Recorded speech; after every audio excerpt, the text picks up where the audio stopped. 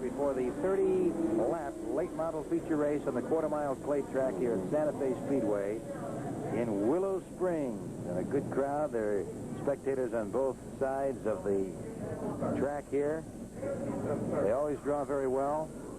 And we have quite a field here, Larry. All right, this is the big money event of the night, especially for these late model cars. And right up there on the pole, car number 97, that's Larry Stott's hard-charging rookie in the late model division. Bill Nippenberg in the car 01 on the outside of row number 1. You can see Michael Papp, the car number 10, with some problems there. All right, moving back now to row number 2 as they close ranks. Jeff Scholes in the car number 3. Bob Pullman in the car number 74. That's row number 2. Now in row number 3, veteran driver Arnie Gardner in the car 38. Denny Falcos in the car number 22. Now row number 4 here. We've got Tony Izzo, strong runner, and a man you'll have to watch out for in the car number 66. Daryl Marmer in the car 05. Al Johnson in the car 3J, and Ken in the next row. Jimmy O'Connor and Ray Sasso. Sasso in the car number 30. Moving now back to the 7th row. Dennis Marcel in the car 32, and there's Larry Jackson in the car number 2. Jackson, also a veteran of Santa Fe Speedway. Now in the car number 7, back in 8th row here, this is Errol Van Allen. Van Allen normally pilots car number 6. He's got some problems. Lee Byers lent him the car. And in the car 57 tonight, we've got a different driver. That's Art Ziesmer. Ziesmer is the 1979 Sportsman champ. And he's a veteran out here at Santa Fe, although not in the late model division. Michael Papp in the car number 10 rounds out the field. Looks like we may be waiting for one more driver. Who would that be? We talked about one of the hot dogs who is not in there, right? Well, we're hoping little John Provenzano. Right. He gave word up here that he was being able to fix his rear end, but his defending track champion running out. Yes, defending champion little John Provenzano. We saw him break a rear end in his heat race at the start when they had to restart it, so he didn't get a chance to pick up any points tonight. But we don't see him pulling out here on the track, and he does have a time limit to make this 18-car feature. Larry Jackson, of course, is in there. In the middle of the slower cars are toward the front, and then in the middle of the pack and toward the rear are the 6 top money winners from recent weeks. So they try to bring those fast cars up from the back, and that'll be the drama here during these 30 laps. Yes, that definitely will be. The pace car pulls off now, and the drivers come around. There's going to be 17 cars in our feature. The cars at the very tail end, the 3 or 4 handful, are the slower cars from the entire qualifying. But the top money winners and some of the faster cars are toward the middle of the pack. We're going to have one more lap. All right, the flag man, one more there, waving them. Oh, they're all jumping on each other. They should do that, should they? Oh, they get very anxious. A good start is very important to getting underway in this race. If you can pick up some positions on the start by getting on the gas pedal a little earlier, it's legal. As long as you don't bring your car past the car in front of you in the lineup, it's legal to make a jump there. However, if the flagman sees an unfair advantage being taken by one of the drivers, he'll hold them back.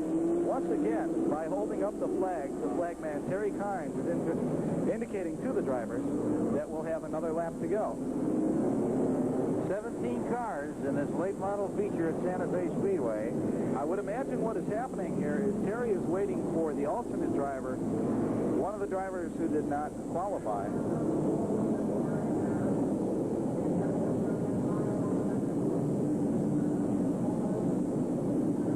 And back in the 4th, 5th, and 6th rows are some of the fastest cars in this racetrack. Arnie Gardner and Denny Falcos.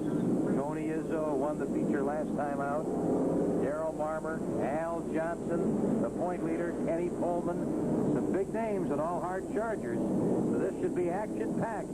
All right, the flagman, Terry Kynes, you saw him waving the green flag in a circle. That meant for the drivers to tighten it up. We're going to be looking for the green this time around. Larry Stott's the rookie, brings him around, and we're underway. Terry Kynes gives him the green, and already they're flying with hard-charging action.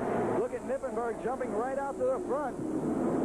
And now Stopp coming right back at him down the back straightaway. They're door to door. Look at this, a big battle right away in the first lap. Here we are coming around turns 3 and 4. The rest of the field trying to make their move, improve their positions. But our leaders right here, Larry Stopp in the 97. Nippenberg got a little too high, and he's off the base. And there's Larry Stott. Now Stopp led 2 weeks ago. led the feature race for 10 laps, and then he had some mechanical problems. Hey, the yellow car, Denny Falcos, is really moving now, Larry. We've got trouble in turn number 3, and that's probably going to bring out the yellow flag. There it is. And so now our leaders come back around. It's Larry Jackson with a flat tire there. Had some rough luck tonight. Yeah, that's a bit of a problem, but he'll be able to get back to the pit. Yellow flag is out. And he'll be able to rejoin the field at the back. We might point out that they raced to the yellow flag here. You might explain that. A little bit different than many other types of racing. In many other types of racing, when the yellow flag goes out, the order that is taken for the restart is the order that the last lap was officially completed in. All right, we've got a replay here. Here comes Larry Stotts. Now watch Bill Nippenberg. He's pushing very hard. He's trying to use that groove, but his car is a little too much, and he got high. See, he got around. Now Stotts very alertly used Nippenberg's car and pushed him out of the way. Nippenberg's car has a bit of a braking move, and that kept his car in control. He moved right out there. Almost 4 wide in that turn.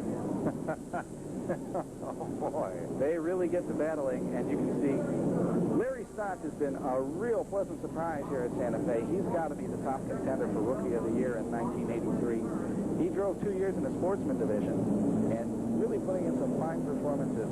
So in the lap where the accident occurs, the cars can continue to race even though the accident has occurred until they come to the yellow flag at the start-finish line. Yes, in most at that time they must slow up and keep their position. Yes, in most instances they do race to the yellow.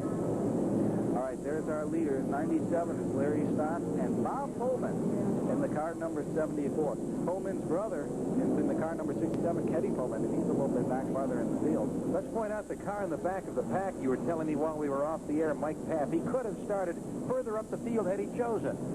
Well, it appears that Mike had some mechanical problems in between his heat race and the feature race here. We can see Terry Kynes now winding up the cars. So instead of jeopardizing his car and the cars of the other racers, he's decided to bring his car out there towards the back of the pack. You'll see him come around here, number 10, Mike Paff. There he is now coming up. There he is. There he is. Okay, now. He's leaving, too. He won't start. And the green flag is back out once again. Now keep your eye on Larry Stotts, because once he gets out in front, he's a hard man to catch.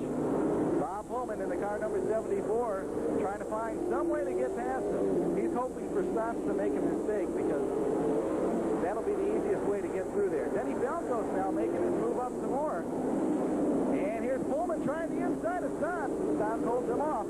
As I mentioned, Stotts is not an easy man to pass. Once again, Pullman comes down towards the inside, and Stotts holds him off again. Pullman coming now down towards the inside, down the back straightaway. Oh, Stotts holds him off one more time, but Pullman's got a chance now. Pullman has to hit the hooks a little bit, but he still comes out, and they're right door-to-door down the front straightaway. This is a great battle for first. Larry Stotts trying to use the cushion. He slips a little high, and Bob Pullman makes the same move on him that he made on Bill Nippenberg. And now Denny Falcos rides right by Stotts. It looks like Larry's got some mechanical problems with his car. Now Tony Izzo in the number 3 spot, battling with Denny Falcos. There he is now, coming up to second. Al Johnson up there, too. He's taking over third. We've got all our top drivers really running hard tonight. Here's Johnson now solidly in that third place. He's coming after Izzo here. Izzo's in second, and look for him to keep his car low during the early laps of the race. Later on in the race, he's going to be pushing hard on that, and he'll put it up on what they call the cushion. What would you call that color on Izzo's car? Violet? Well, that purple has been his traditional color out here. I love purple. My favorite color. Once again, the car's sliding through that turn. Here's Pullman now coming across to pick up another lap. As Tony Izzo gets by Jeff Scholes. Scholes with a little problem on earlier laps. Now Izzo starting to close up that gap a little bit. He's taking the low route, as I mentioned, through these early laps, so it's not to tax the car. He wants to save that machine for the later laps. Tony is one of the best drivers in the Midwest, and he does compete at many other racetracks and brings home all the trophies. Now, Bob Pullman holding on to the lead, and we won't see Tony Izzo really making a big challenge unless a door opens up that he can't refuse for quite a while. We've got a 30-lap race here, and he doesn't want to burn out his car too early. Oh, what great action this is for sports vision viewers. Right here we're in Chicago. We're not in Houston. We're not in Riverside. We're right in Chicago. Look at Danny Falco, Speedway. Jimmy O'Connor now. And Kenny Pullman also in it. Boy, we've got one great battle going there in the back of the pack. Falco's trying to hold off two drivers. He's not going to be able to do it. They're three across down the front straightaway. And O'Connor comes out fast on that deal. O'Connor now moves himself up into fourth. But look, Falco and Pullman coming right back at him. Now, Jimmy's putting his car up on the cushion. Now, I keep talking about the cushion. That is the softer, higher side of the racetrack. Darryl Marmer now around in the front straightaway. He gets his car turned around. He'll join the race. There he goes. Now he's back into the racing action, but he's a lap down now as Bob Pullman came past. There's Tony Izzo and Al Johnson. They're still battling it out now. And Jimmy O'Connor, as we saw, moved into fourth place, but he's still a bit back in the pack. Izzo's charging now after that first place. Now Izzo's starting to make his move. Our race is just over halfway over. When Pullman comes across the start-finish line, now we'll have 17 laps gone.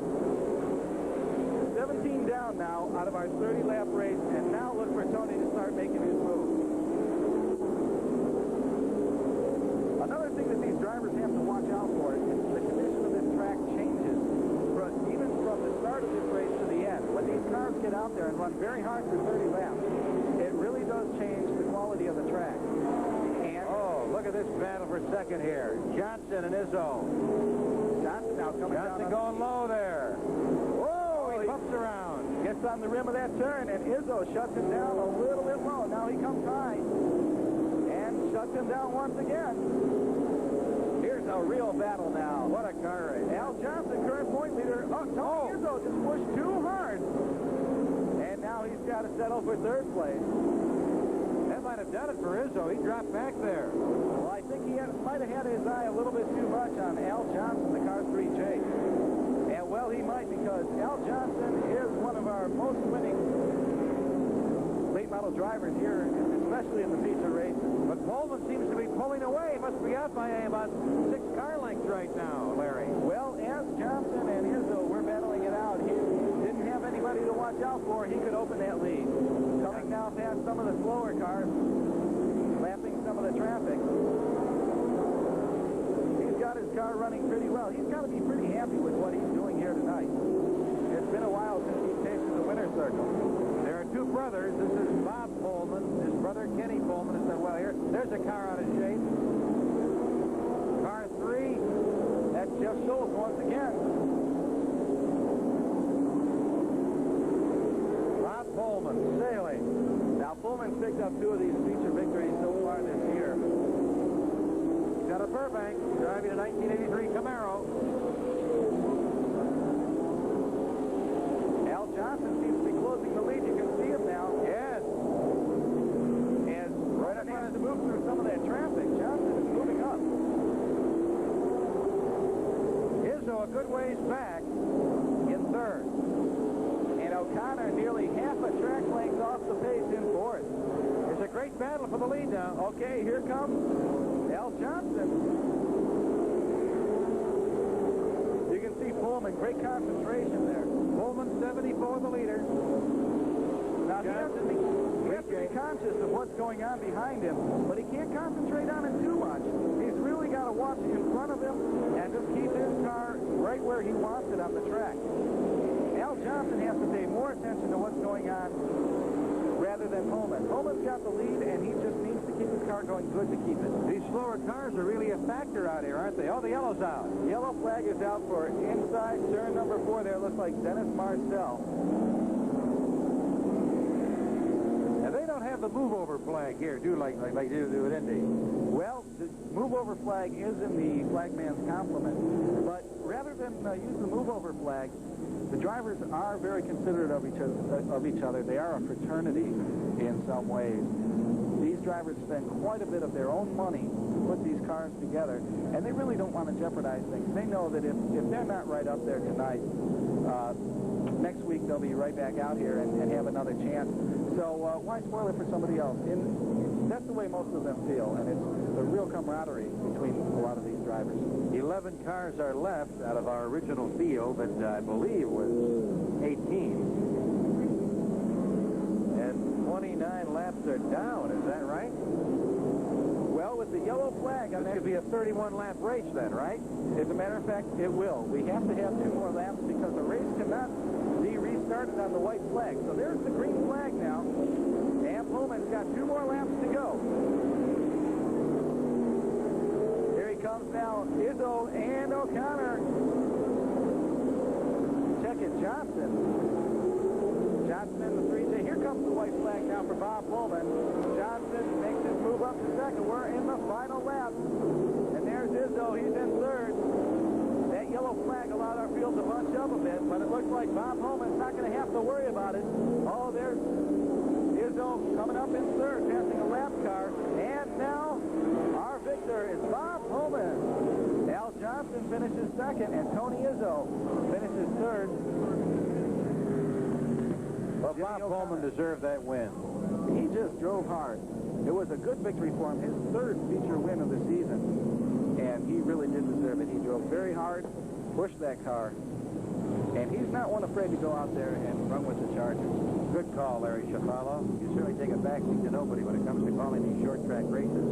Bob Pullman out of Burbank, Illinois, driving an 83 Camaro. And the victory lap, he picked up a significant number of points. Let's see where he was heading into tonight. He was a ways down in 11th place. So after tonight, he will move up considerably toward the top 10 in the late model standings. That's right. Another major point there is our second place finisher, Al Johnson, has just about sealed off that victory. He's going to pick up that 1983 late model point championship. Well, he had 340 season points with a lead of almost 80 points over the second placer, Jimmy O'Connor. And so he did well, even though he didn't win, he finished second. And that's enough for him at this stage of the game. That's right. Jimmy O'Connor finished 4th, so Johnson picked up a couple more points on him. All right, here's our winner now. Bob Pullman getting ready to come out of the car. All right, get ready now. There he comes out of his car. There he is. The fans giving him a nice hand, and he's appreciative. There's several $1,000s in total prize money for every night of racing. Remember, these fellows all race 2 nights a week here and could well race other locations around the Midwest when Santa Fe does not race.